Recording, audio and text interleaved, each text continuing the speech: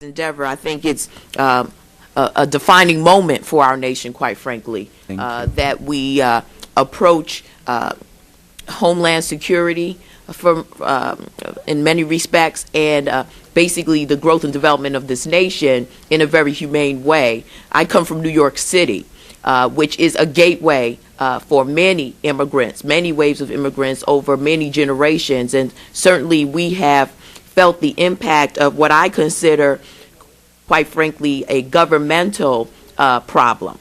The infrastructure, the bureaucratic infrastructure that should have been in place and that needs to be in place today in order to really regulate immigration to this nation has faltered. And so my question really has to do with the capacity building that needs to happen within our own government to handle what we found ourselves in terms of a real quandary and what we look at going forward. I think to a large extent your legislation begins to address that, but I'd like to see the nuts and bolts of it really put in place because that is what we're going to inherit. The next generation is going to inherit, as opposed to some of the xenophobic types of reactions that I've seen. I don't live on the southern border. And so the types of reactions that I hear from many of our colleagues, while I'm sympathetic to it, I come from a totally different environment where the reaction is not quite the same. I want to just speak to you at a certain point about the whole touchback provision, because touchback on the southern end is a lot different than touchback on the northern end.